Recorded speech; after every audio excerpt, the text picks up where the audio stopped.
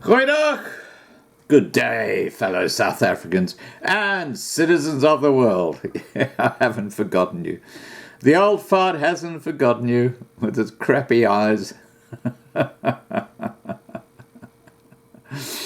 at least it's not as crappy as Eskom, believe me. Eskom is really in the crap, the proverbial. And it's quite ironic because according to Eskom chairman, South Africa is facing unemployment time bomb. Now we know that hundreds of thousands of jobs have been lost already this year, and it's not getting worse. It's not getting better. It's getting worse. And with an incompetent government running the show, what do you expect? You look what's happening in even the lower levels like Durban, Port Elizabeth, Pretoria, Johannesburg. It's chaos, absolute chaos. But perhaps the biggest chaos of all, and here's the irony in this comment by the chairman of Eskom, is that Eskom is totally fuckamanied. And I will provide you with a proof from Ted Blom. I'm going to attach a video. And there you'll hear him saying that, hey guys, if you're in South Africa and you want to have a reliable sort of electricity, you better get off the grid. He's predicting level 8 in the next 6 months to a year. You know what level 8 is? It's about 18 hours a day offline, no electricity. And he'll explain why that's all going to happen. But before we go there, the Eskom chairman, the genius who's created all this shit in South Africa, says South Africa needs to increase state support in education as well as private sector involvement to avoid devastating job losses, according to Eskom Holdings SOC chairman Jabu Mabuza. Now, why do I think that's a black name?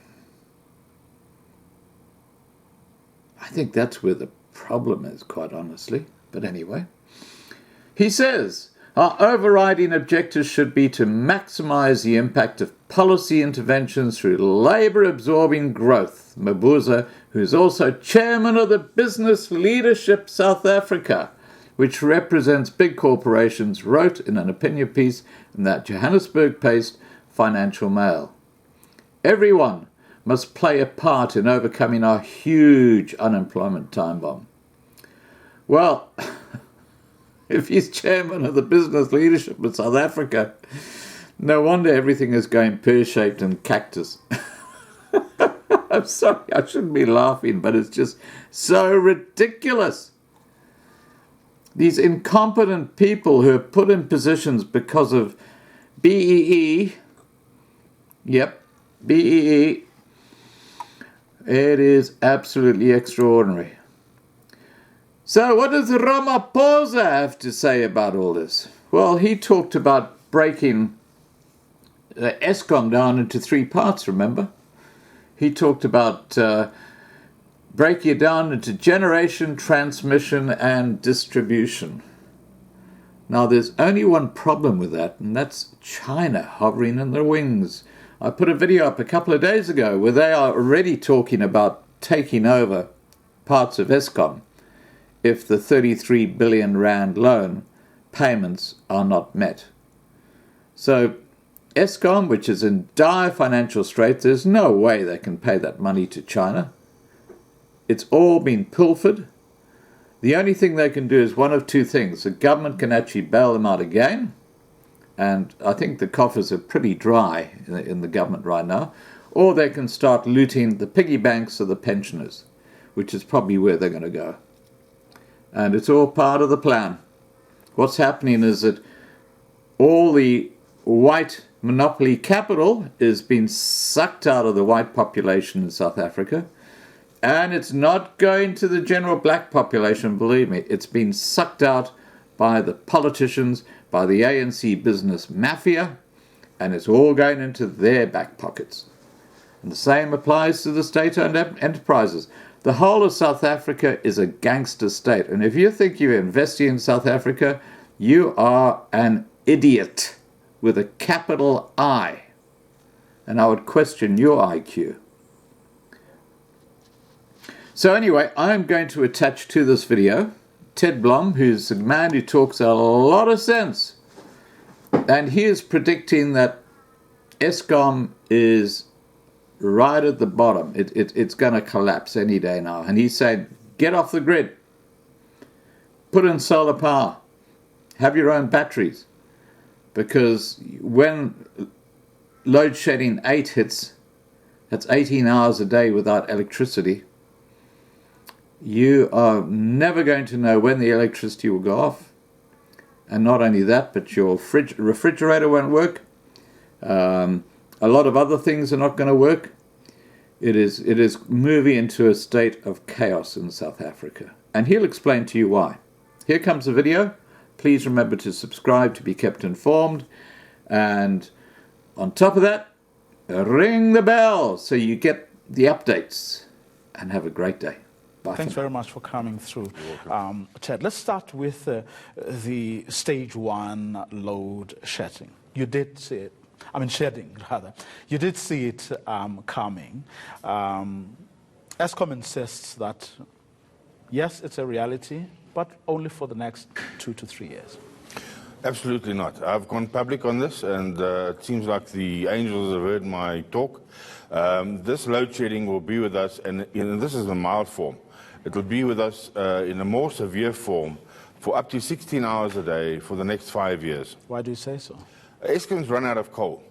That's the first thing. So what they're doing at the moment is they're scavenging around the market for a low-grade coal, and that low-grade coal has got contaminants in the form of rock. Those rocks are causing more problems on the furnaces because they explode inside the furnaces and they burst the high-pressure pipes. And so it's an ongoing vicious cycle of deterioration. But do they have alternatives? Absolutely. Eskom was warned 10 years ago when I published my report that they need to open up new coal mines. They need to open up, I said, 20 new coal mines, which is roughly 100 million tons of coal a year. And the fact is they said they're going to open 40. The record is that they've opened up 0. And it takes at least 5 years to open up your first new coal mine. So that's why I'm saying on the basis of that, it's going to be 5 years plus of darkness ahead of us. Yeah, but that's the history that has brought us to where we are. Yes, people didn't listen to, advice that they were given. They did not act soon enough. Yes, there's ample evidence of state capture and corruption, but we're here now. We're here. Is there something that they can do to avert the worst crisis than you're saying they're telling us?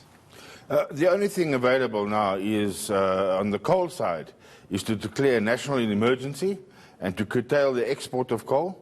That will take a couple of tricks because it's not the right quality coal, as well as it will make a massive dent on our balance of payments and send the rand plummeting, which is what we don't want. But in the short term, that's the only emergency step that they still have ahead of them. Other than that, all they can do is ask for you and me to stay off the grid.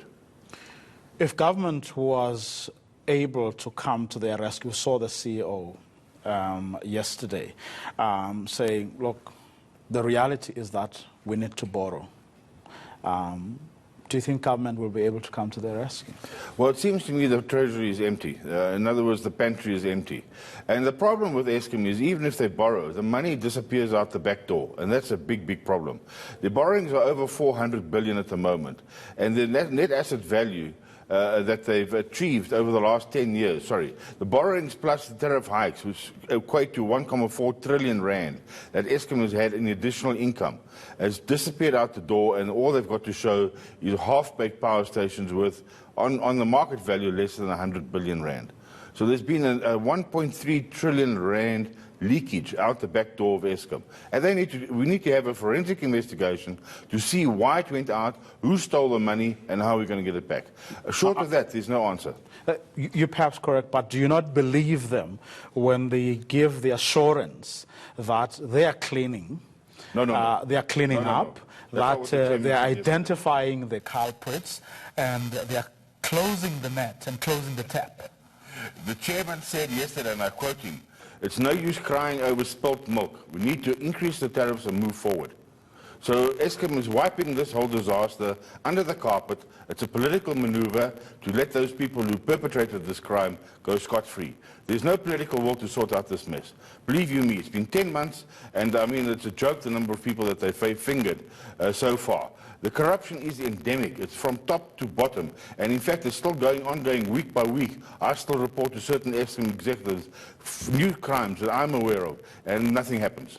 But isn't the State Capture Commission an attempt to try and find out what actually happened, while at the same time those who are in charge, both politically and within Eskom, try to make sure that none of what has happened, what happened previously, actually happens? Isn't that what the period we are in is about? Notionally, you're correct. But if the patient refuses to go to the hospital, there's not much the doctor can do. And that's where we are. So which hospital should they be going to? Sort out the corruption, identify it, take it to the Zondo Commission, and hopefully they can sanction some sort of penalty. But if Eskom itself is truant, then there's not much it can do. But what is it that they are not doing now? That which you insist is what needs to be done. Because everyone is like, I mean, well, they, at least the politicians, and Eskom is going before, is appearing next week. One would that is what they are doing. What you're saying needs to be done. Now, what I'm asking is there something else that you believe practically needs to be done still, here and now, to avert the crisis you're saying that we're getting into, which you are saying they are grossly understating? Absolutely. They need to stop the stealing. And the only way to stop the stealing is to identify where the holes are in the bucket. Which they say is what they are doing. No, they haven't done a forensic. They keep on saying they're prepared to do a forensic, but they haven't done one. So the fact of the matter is, if you don't do a diagnosis, you don't know where you're losing the money, where the holes are in the bucket. So until that, really, I mean, with respect, the Eskom board is treating us like a bunch of imbeciles. They're playing chess with us and running away as soon as we appear at the door. The fact of the matter is, anybody with a common sense and a sense of responsibility would have called for a full forensic audit. More so if you're a novice on the board and you don't even know which sector you're in. What choices are consumers left with if the crisis you're saying is going to be worse than Eskom is stating it? Get off the grid. There's only one answer, is get off the grid as best you can. That will help Eskom, it will relieve the pressure, and you'll at least be able to remain sane because you'll be in charge of your own destiny. This thing of rolling blackouts 17 hours a day, which is what stage 8 blackouts are if you go and look at the schedules, it'll drive people mad. Because it will happen at any time of the day, any time of the night. Ted Blom, that's where we're going to leave it. Thanks very much for coming through.